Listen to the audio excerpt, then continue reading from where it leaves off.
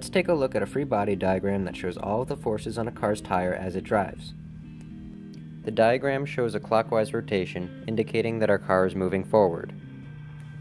The frictional force is responsible for the forward movement of the car, so it points in the same direction as the car.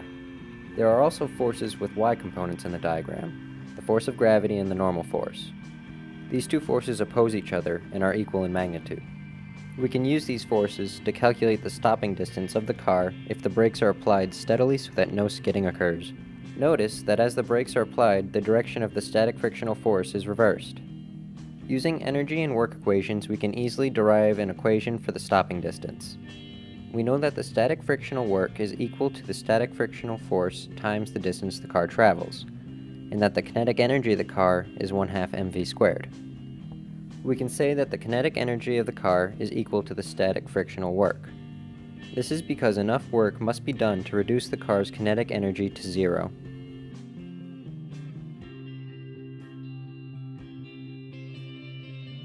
Let's take a look at the stopping distance of a car going fairly fast.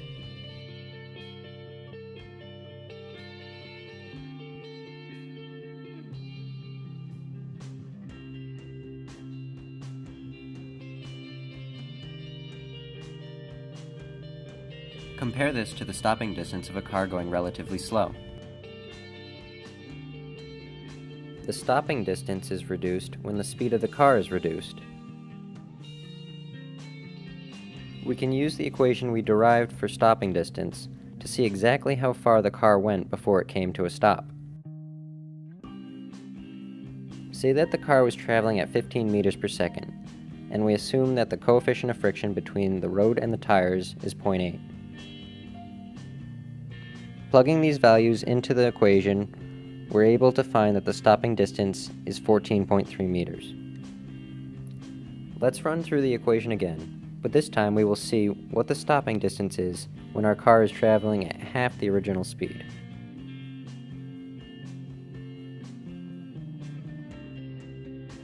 We find that the distance is 1/4 of the original stopping distance.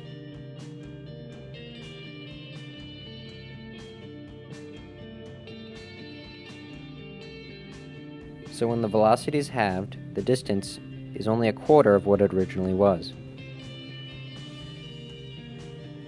So we know how to solve for the stopping distance of a car when it applies its brakes so no skidding occurs on a flat road. But what happens when the car travels around a banked turn? Here we can use the static frictional force to calculate if the car will safely make it around a turn. Let's take a look at the free body diagram. Since the road is inclined, the normal force is at an angle.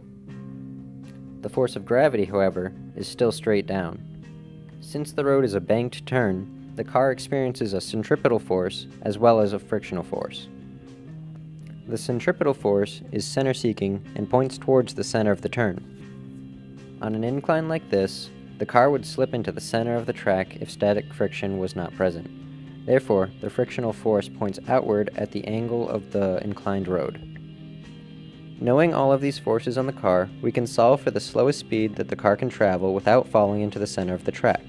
But first, we have to separate these forces into their x and y components.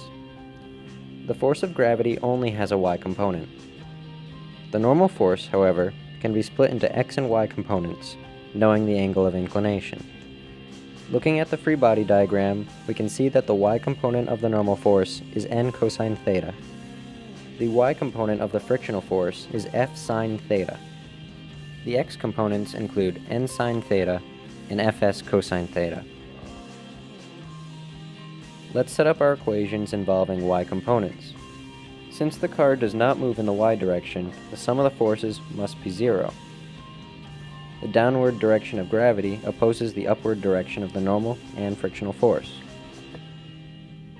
Similarly, there is no movement in the x direction, so we can set our x components equal to the centripetal force, mv squared over r.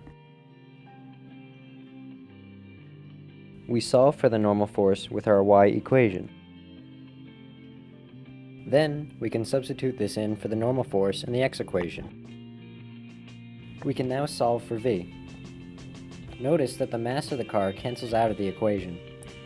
The v that we have solved for is the slowest speed necessary to safely make it around the inclined turn.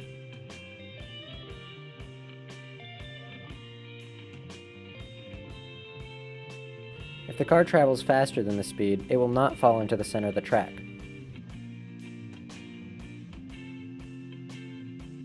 But what happens if the car goes too fast?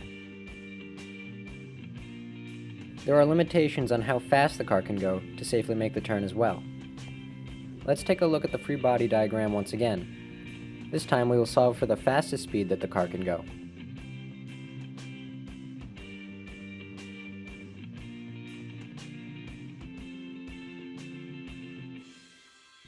Notice that in this diagram, the direction of the frictional force has flipped to oppose the outward motion of the car. Its sign will change in our equations.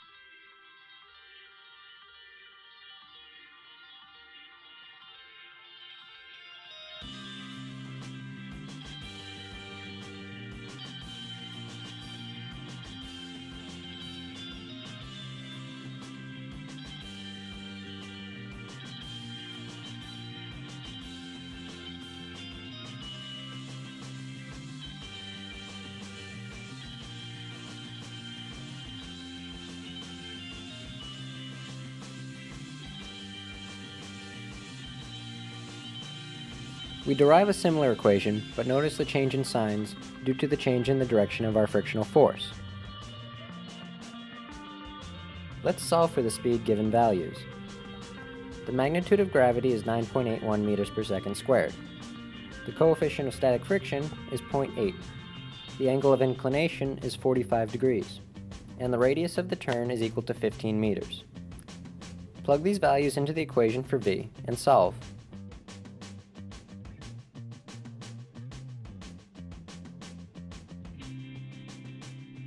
"36.4 meters per second is the fastest speed that the car can safely go. Now let's solve for the slowest speed. Plug the values into the equation for the slowest speed.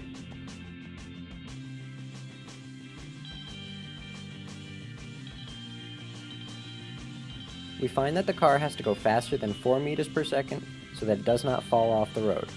So we know that at speeds of less than 4 meters per second, the car falls into the center of the turn. At speeds greater than 36.4 meters per second, the car flies off the road. And at speeds in between these values, the car makes it safely around the turn without exploding.